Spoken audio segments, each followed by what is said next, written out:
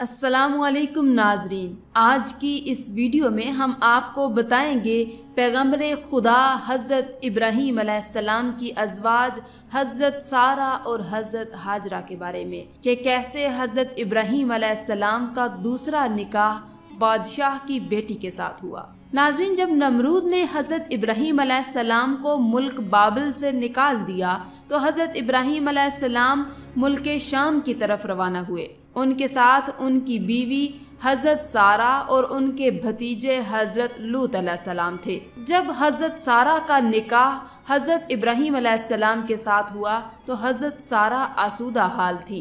उनके पास बहुत सी ज़मीनें और मवेशी थे।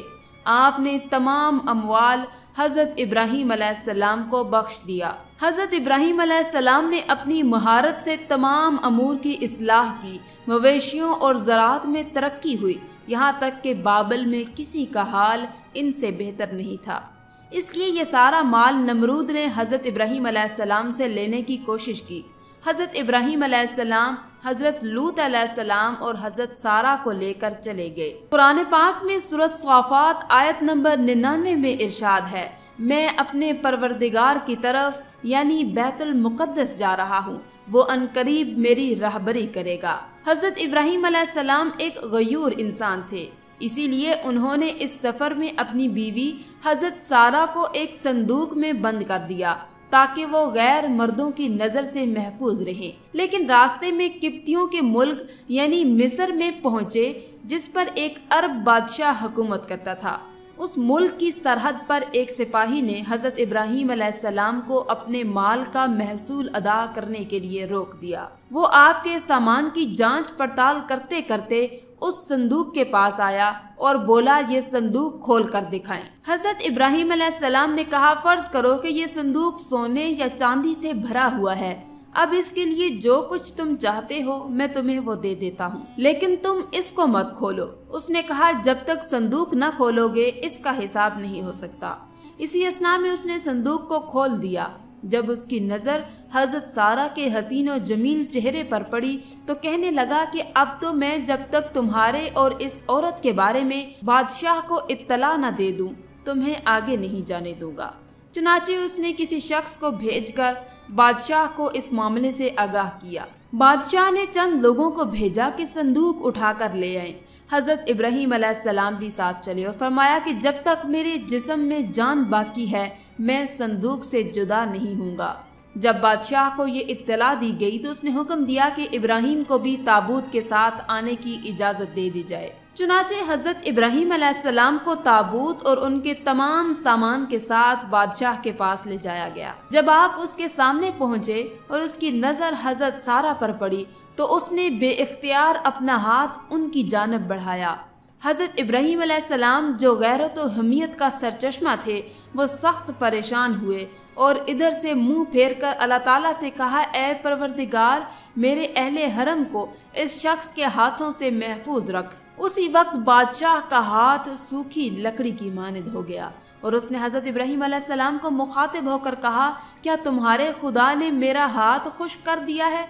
हज़रत इब्राहीम अलैहिस्सलाम ने फरमाया, हाँ, मेरा खुदा गयूर और हराम कामों को नापसंद करता है। बादशाह ने कहा, आप अपने खुदा से दुआ करें कि वो मेरा हाथ ठीक कर दें। मैं आपके हरम के साथ कोई ऐसी हरकत नहीं करूँगा। इब्राहीम अलैहिस्सलाम ने दुआ की और बादशाह का हाथ ठीक हो गया। उसने दोबारा हज़रत सारा की जानब देखा और अपना हाथ उनकी जानब फिर से बढ़ाया। इस पर पहले की तरह उसका हाथ फिर खुश्क हो गया। तब उसने दोबारा हज़रत इब्राहीम अलैहिस्सलाम से दुआ की दरख्वास्त की। आपने फरमाया, अब मैं तुम्हारे हाथ के शफायाब होने के लिए इस शर्त पर दुआ करूँगा कि तुम फिर से अपना हाथ आगे नहीं बढ़ाओगे। अगर तुम ऐसा करो और तुम्हारा हाथ खुश्क हो जाए तो फिर तुम मुझसे दुआ के लिए नहीं कहोगे। बादशाह ने ये शर्त मान ली।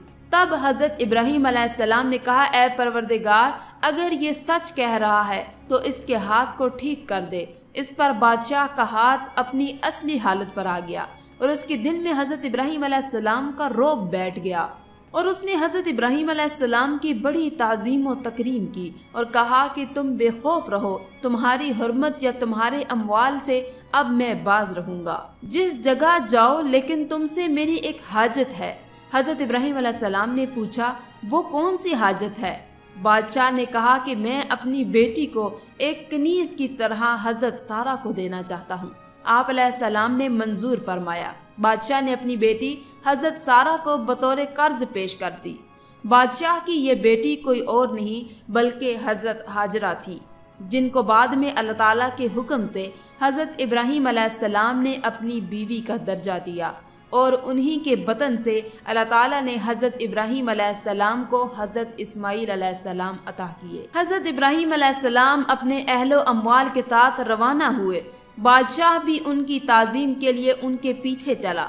खुदा ने इब्राहीम अलैहिस्सलाम को वही की कि खड़े हो जाओ और उस बादशाह के आगे न चलो जिस पर काबू पा चुके हो, बल्कि उसको आगे करो और ख़ुद उसके पीछे चलो और उसकी ताज़ीम करो, क्योंकि वो बादशाही के बावजूद मजलूम और लाचार है, ख्वाह वो नेकोकार है या बदकार। ये सुनकर हजरत इब्राहीम अलैहिस्सलाम खड़े हो गए और बादशाह से कहा, आगे चलो कि मैं तुम्हारी ताज़ीम करूं और तुमको मुकद्दम रखता हूं और तुम्हारी इज्जत व इकराम की वजह से तुम्हारे पीछे चलो। बादशाह ने पूछा, क्या हुआ, तुम्हारे खुदा ने ऐसी वही की है?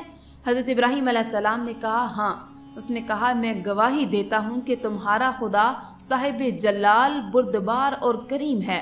तुमने अपने दीन की तरफ मुझे राग़िब कर लिया है। फिर बादशाह ने हजरत इब्राहीम अलैहिस्सलाम को रुखसत किया और वो रवाना हो गए। उस मुल्क से निकलकर हजरत इब्राहीम अलैहिस्सलाम शाम पहुंचकर किसी जगह ठहरे जो फ़लस्तीन और शाम से आने जाने वालों का रास्ता था। उस रास्ते पर अल्लाह के इन नेक बंदों ने रहना सहना शुरू कर दिया। आज की इस वीडियो में था बस इतना ही। मज़ीद इस्लामी वीडियोस हासिल करने के लिए अल्लाह की शान चैनल को सब्सक्राइब कर दें और साथ में मौजूद बेल के आइकन को दबाकर ऑल पर क्लिक कर दें। शुक्रिया।